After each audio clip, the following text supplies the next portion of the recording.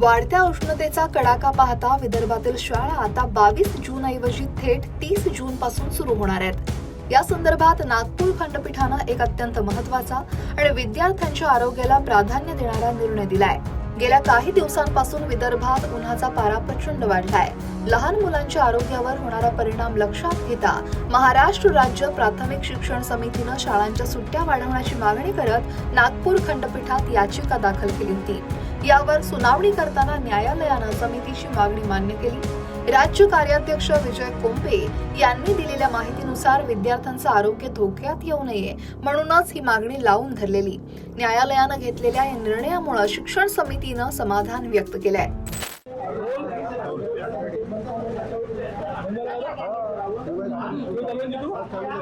काय निर्णयाला शिक्षण विभागाला दिली जर 2007 मध्ये पूर्वी महाराष्ट्रामध्ये विदर्भातील शाळा 1 जूनला सुरू होत होत्या, तर त्यावेळेसच्या शिक्षण मंत्र्यांनी विदर्भातील शाळा 15 जून रोजी सुरू करायचा निर्णय घेतला. आम्ही शासनाला त्यावेळेसही म्हटलं होतं की विदर्भात ऊन असते, विद्यार्थ्यांच्या हिताचा विचार करून निर्णय रद्द करा. शासनानं त्या काळात ऐकलं नाही आणि त्यावेळी आम्ही 2007 मध्ये शिक्षण समितीनं कोर्टात याचिका दाखल केली. त्यावेळेस कोर्टानं म्हटलं होतं की विदर्भातल्या शाळा उन्हाचा विचार करता जूनच्या शेवटी या प्रचलित पद्धतीप्रमाणे 1 जुलैला सुरू करा.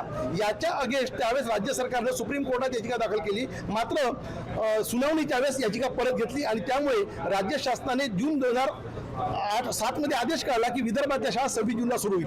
आम्ही त्या पद्धतीनं काम इतक्या वर्ष सुरू केलं, पण 2-3 वर्षापासून मधातच डायरेक्टर पत्र काढते, शाळेच्या वेळा बदलवून टाकते. आम्ही वेळोवेळी विनंती करतो, पण यावर्षी कहर झाला. 15 जूनला शाळा सुरू करायचा निर्णय घेतला. विदर्भातलं यावेळेचं तापमान 47 डिग्री सेंटीग्रेड पर्यंत गेलं. विद्यार्थ्यांच्या आरोग्याचा विचार करून हा निर्णय रद्द करा विनंती केली. शासनानं दुर्लक्ष केलं. मागच्या 3-4 दिवसात आम्ही शाळेचे वेळ बदलू असं आम्हाला आश्वासन देण्यात आलं, पण प्रत्यक्ष अंमलबजावणी झाली नाही. आणि त्यानंतर आम्ही न्यायालयात याचिका दाखल केली. न्यायालयात काल सुनावणी झाली असता सरकारच्या वकिलांनी कोणतीही माहिती दिली नाही आणि मग न्यायालयाने त्यांना आजपर्यंत वेळ दिला.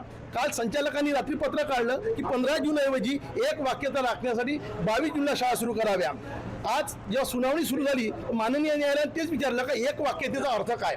एक वाक्यता विदर्भाचा उन्हाचा विचार करता एक वाक्यता मग 1 जुलैची एक वाक्यता का होऊ शकत नाही, 15 जून किंवा 22 जूनच एक वाक्यता का होऊ शकते. विदर्भाचाच विचार न करता पुन्हा राज्याचा भौगोलिक परिस्थिती विचार केला तर एक वाक्यता राहू शकत नाही. विदर्भाची उष्णता वेगळी आहे आणि मग न्यायालयाने सांगितलं का तुम्हीच घेतलेला निर्णय, जो कोणी न मागचा निर्णय घेतला होता 20 एप्रिल 2023ला की विदर्भातील शाळा 30 जूनला किंवा 30 जूनला सुट्टी आल्यास समोरच्या दिवशी सुरू कराव्या, तो निर्णय कायम करण्यात येत आहे आणि 15 जूनला शाळा सुरू करायचा, 22 जूनला शाळा सुरू करायचा निर्णय कोर्टाने रद्दबातल ठरवला आहे. हा निर्णय जो आहे तो विदर्भापुरता मर्यादित असणार आहे. हो, हा निर्णय विदर्भापुरताच मर्यादित आहे. विदर्भालाच उष्णतामानाची गोष्ट आहे. परंतु वेळोवेळी जेव्हा एक वाक्यतेचा विषय येते तर पश्चिम महाराष्ट्रामध्ये सातारा जिल्ह्यात पाटण आणि महाबळेश्वर तालुक्यामध्ये पावसाळा जास्त असतो. त्यामुळे तिथं मे आणि जून महिन्यात शाळा सुरू असतात आणि जुलै ऑगस्टमध्ये सुट्टी असते. मग एक वाक्यता जर आली आहे विदर्भाच्या बाबतीतच काय एक वाक्यता, इथं शिक्षकाचा विजय नाही आहे, शाळांचा विजय नाही आहे, तर ग्रामीण भागातील शहरी भागातील विद्यार्थ्यांचा हा विजय आहे. एवढा अट्टहास करण्याचं काय कारण असेल आणि ज्यावेळेला न्यायालयात सुनावणी सुरू आहे त्याच्या आदल्या रात्री निर्णय घेण्याचा काय अधिकार नाही. शासनाच्या पातळीवर एक वाक्यता राखण्याच्या नावाखाली वेगवेगळे प्रयोग सुरू आहे. एक वाक्यता जर राखायची आहे तर शिक्षक देताना एक वाक्यता राखली पाहिजे.